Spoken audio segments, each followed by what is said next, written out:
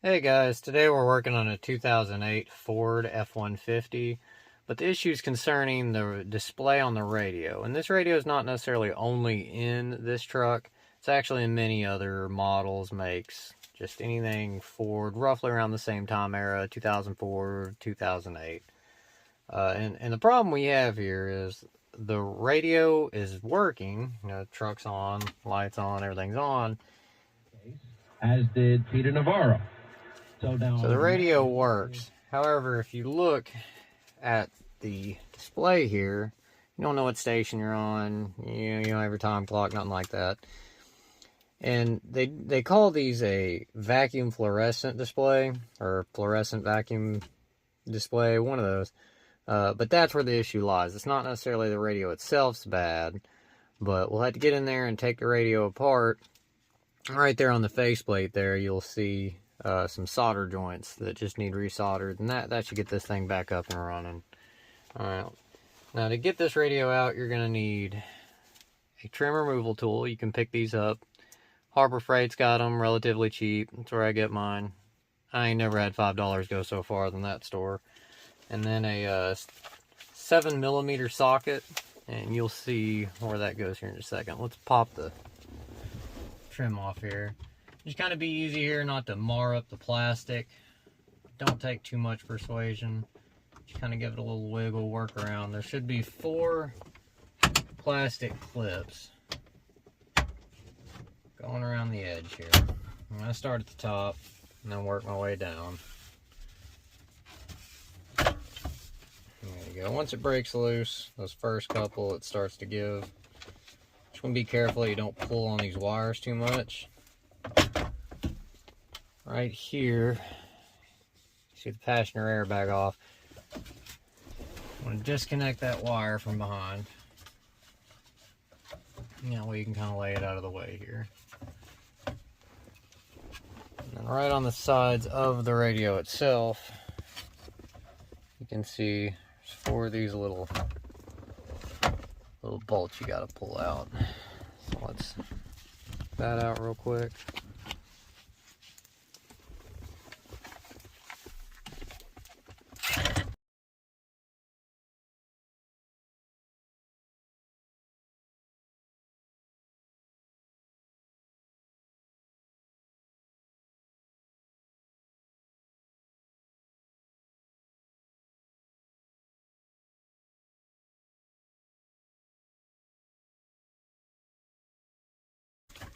And on the back of the radio, we'll have a couple connectors there.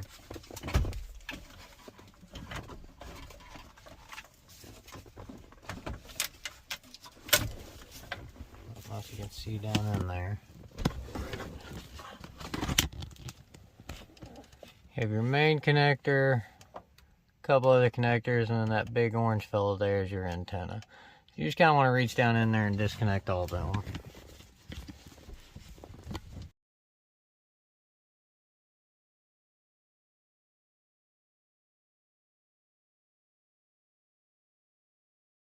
A tight area there. I'm gonna go lose the glove. Think all us boys here, y'all understand. Feels a little better when you ain't wearing the glove, you know what I'm saying?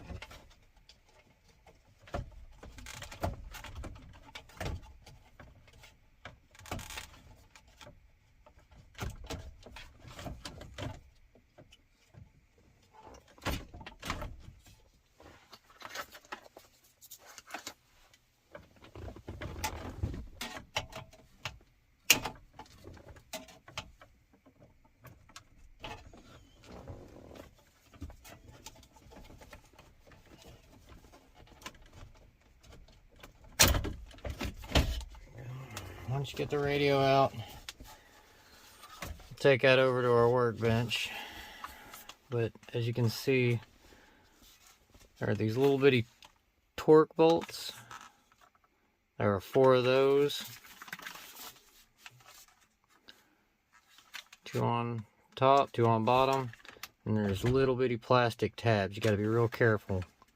But take the bolts out first, and then slowly pull those tabs over the top. Hopefully I can get you a better picture on the bench.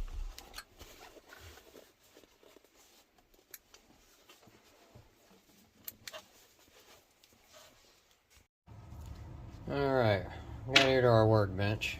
We're going to remove the 4 torque screws here and separate the faceplate from the radio unit itself.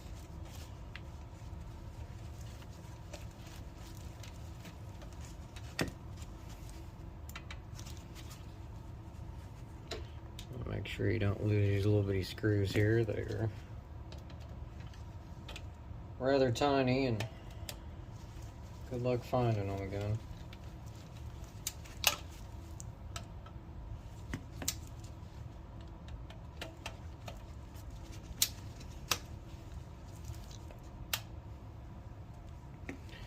Let's use a little bitty magnet on the stick.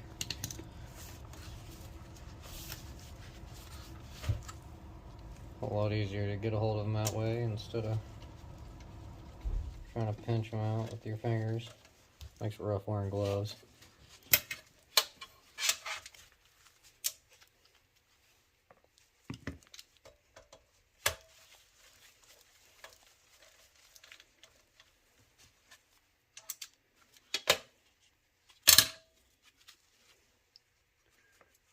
Alright.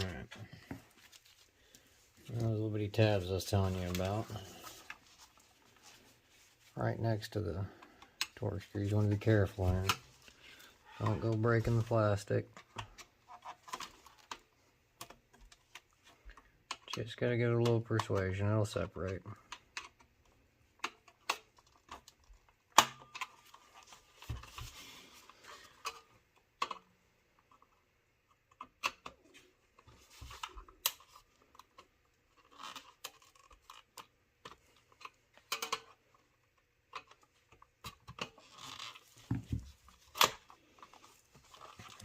You get those tabs off. The entire faceplate itself will separate from the radio. You can see here, here's where your big circuit board is. Right there on the radio is where it clips in. So when you put it back together, make sure you got those lined up. It's not too bad. But if you look at the unit, the vacuum fluorescent display here, if you look just on the other side, you'll see these rows of pins, top and bottom here. That's where it is attached.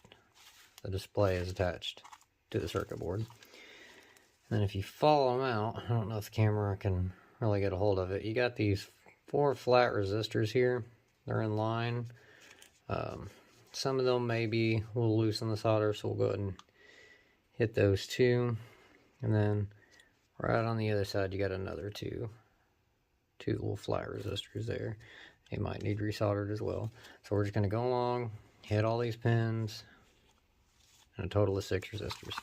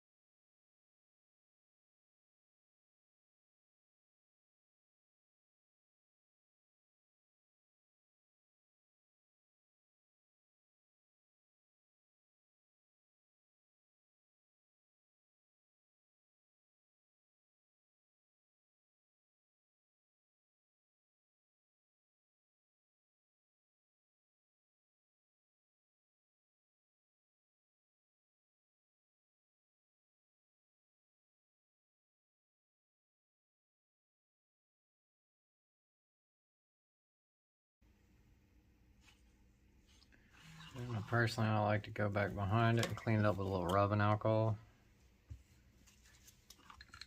Just to be sure. Just a little rubbing alcohol and a toothbrush.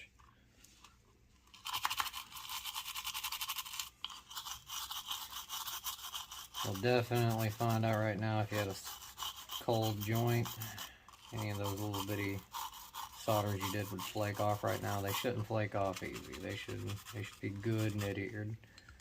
If they're not, you need to go back over and do it again. Like I said, soldering is an art all on its own.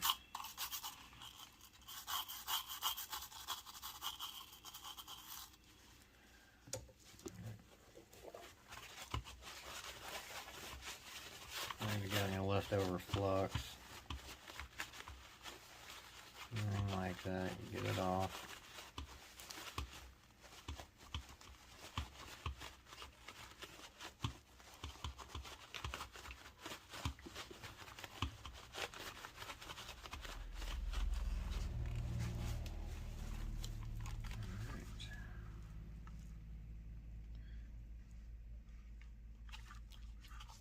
Looks pretty good. Like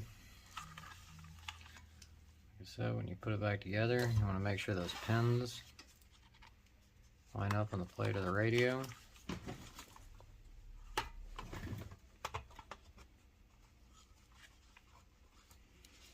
Also want to make sure all of your tabs and torque screw holes line up before you really give it a push. Once you got it there, you should just be able to give it a little firm push. Feel it all put together real nice.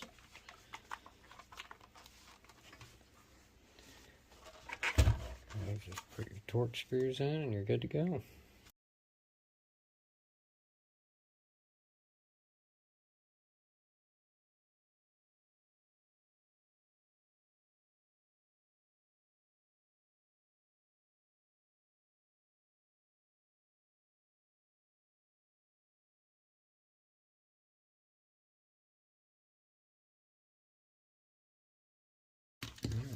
Take it back out to the truck and see what we got.